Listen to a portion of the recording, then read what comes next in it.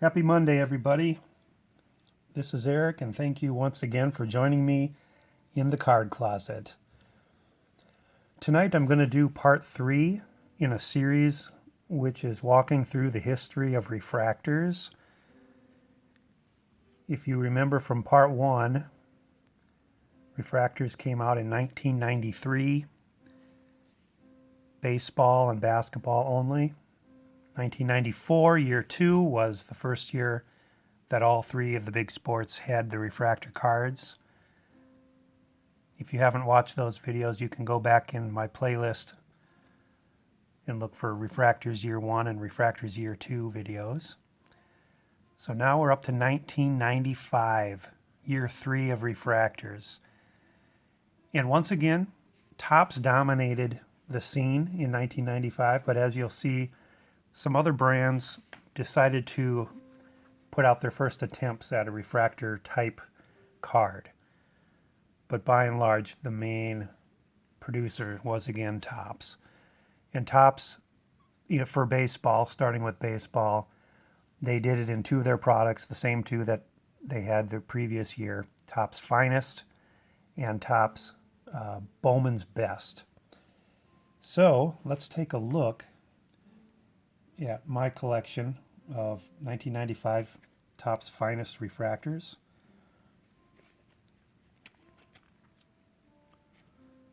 Just like previous years, the previous year they have a peel that you can peel off, but you'll find that in 1995 more people were leaving them on. Finest Protector, they call them. So this is Luis Alicea.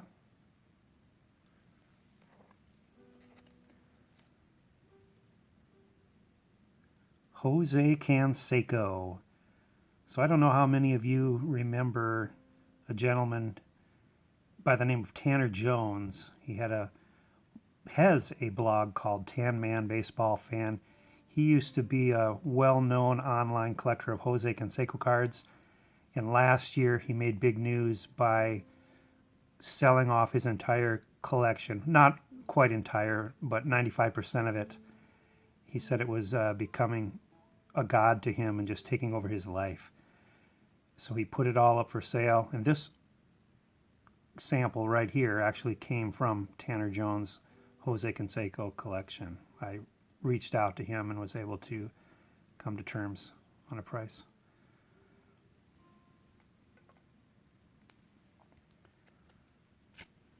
Here's Scott Cooper.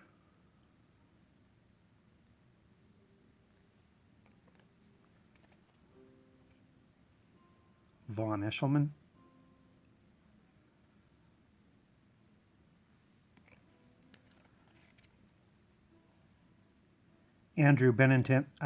Mike Greenwell. So as you can see, the design this year really got back to more of that first year style from 1993, where things are really shiny and really brilliantly refractive. In year 2, if you remember, they kind of went with a dark green border, and it really, really affected the desired or the visual effect. Here's Mike McFarland. They're still going with the big word finest on the top of the card. They had not settled into their branding that would come later in later years. Here's Tim Naring.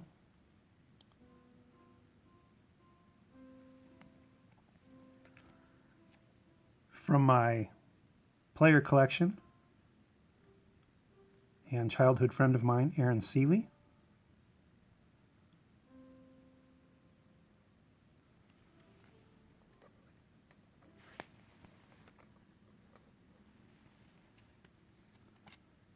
Lee Tinsley.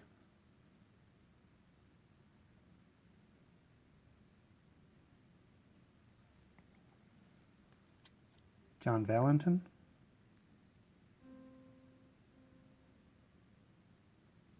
I would have to say this design for baseball is my second favorite after the 1993 first year. And it's close to being number one. Move On, the first coming of David Ortiz.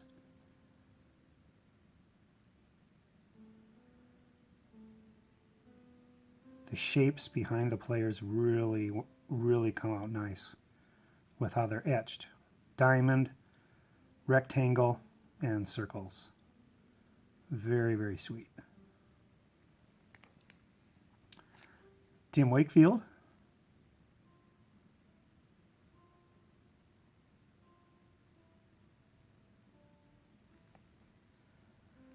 And hard-hitting Mark Whitten.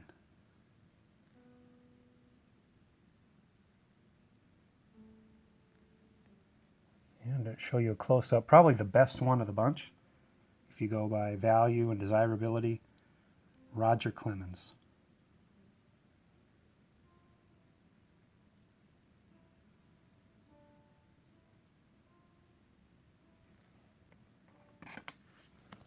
So that's 1995 Finest Refractors that I have. They also did Bowman's Best Refractors. This card I've showed before. It's my Nomar Garciaparra. I showed it in a mail opening card.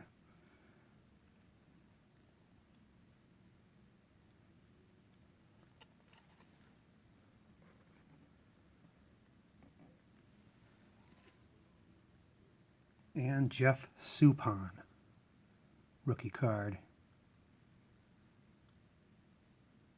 Bowman's Best Blue Refractor. So there you have it. A couple other companies of the card making companies stood up and took notice.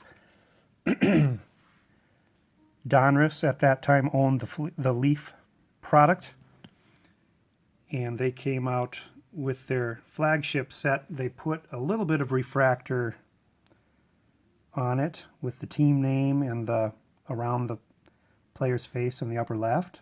Not a full refractor card, but Leaf was getting into the game, so to speak. These cards are all going to be out of my Aaron Seeley player collection. And then with their Leaf Limited, they went a step further and did the entire card with that refractive surface. No etching, just flat refraction. So still, in my mind, several steps behind Topps. And then Score put out a parallel set called their Platinum Team Issue, where it's not really refractor, but they put all this snowy stuff. So it looks like the player's in a snow globe. But that's pretty cool. But it was only available in their Platinum, so Score was getting into the mix a little bit. Isn't that cool? And then the other company that really got into it in a big way in 1995 was Pacific. They came out with a product called Pacific Prism, and that's Prism. I don't have any to show you. Aaron Seeley wasn't in that set. But they started doing some crazy stuff with shiny, shiny, shiny. So Pacific was in the game. So then that brings us to football. With football, again, Topps had their Finest and their Bowman's Best products where they did the refractors. So here's what I have here from the Pittsburgh Steelers kicker Gary Anderson.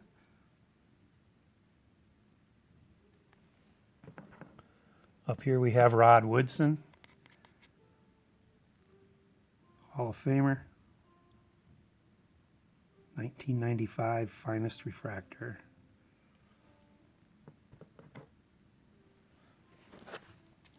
Dermontti Dawson. These mid-90s were pretty good years for the Steelers. Very strong every year. Dermontti Dawson, a great center. Kevin Green.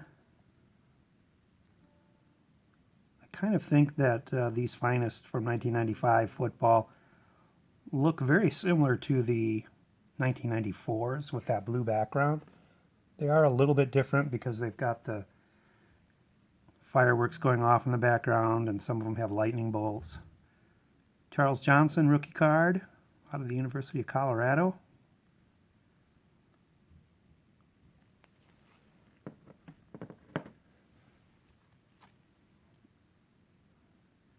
Greg Lloyd, he was a beast in the day.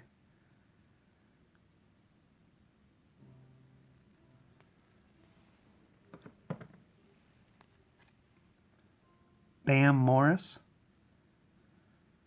So because of this blue background, these cards come off as being kind of dark. And they don't really have that pop and shine like the baseball ones do. Quarterback, Neil O'Donnell.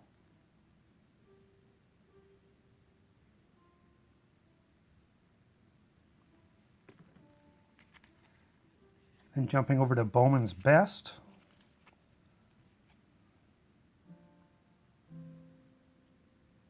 Tight end Mark Bruner.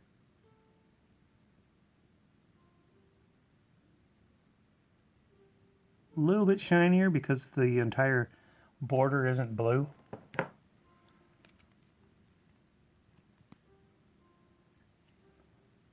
Oliver Gibson.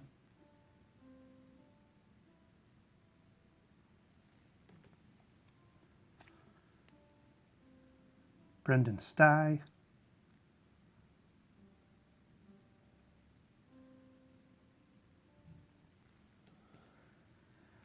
And a rookie card, Cordell Stewart, also out of the Colorado Buffalo organization.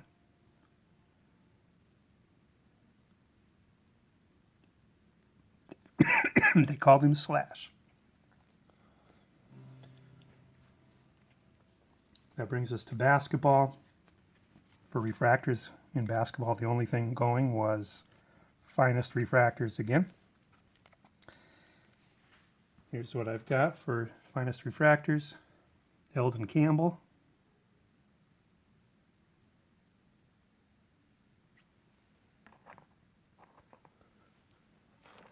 Jump to this one here. David Robinson, Hall of Famer. Again, these cards are very dark with blue borders and the deep red background behind the player. So they're hard to see, especially from a distance. They're not showing up very well.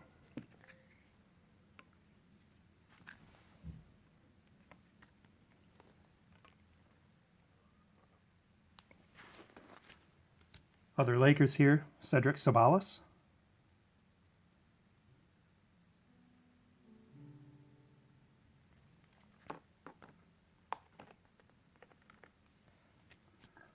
Vlade Divac, Hall of Famer.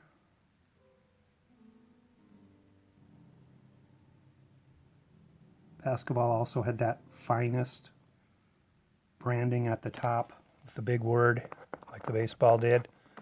Football had a similar one. Magic Johnson, who played about half a season that year, got in on the extended version of the set, high number, so he has a red border. These cards are also known for their discoloration. You can see the down in the lower right corner, there's some discoloration going, and some of these player faces are starting to turn a little green. Speaking of green, here's Eddie Jones' card, but you can see that the card is turning green, which is a common problem with these second and third year refractors. They got it figured out a year or two after this. But to my knowledge, it does not affect the grade because it is just a normal thing. Anthony Peeler.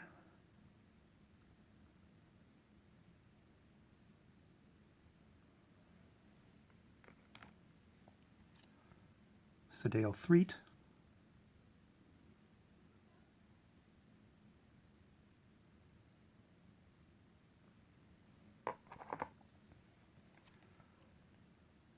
Nick the Quick Van Exel.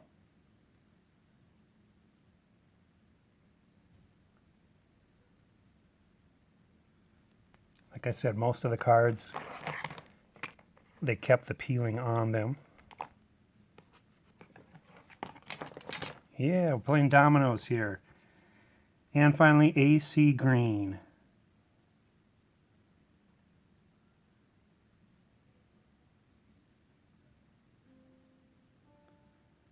So in summary,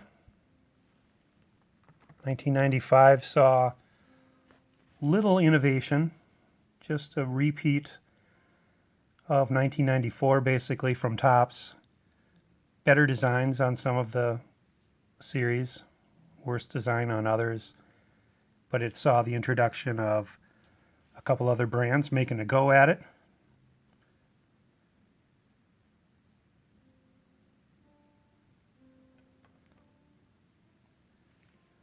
But the next year, 1996, when we get to part 4, you will see that Topps did make some innovation changes in 1996, year 4. So stay tuned for that in the near future. If you made it all the way through this video, I thank you for sticking around and taking a look at my refractor cards from 1995, year 3 of refractors. Hope you enjoyed this history lesson. Have a great evening, everybody. Take care. Bye.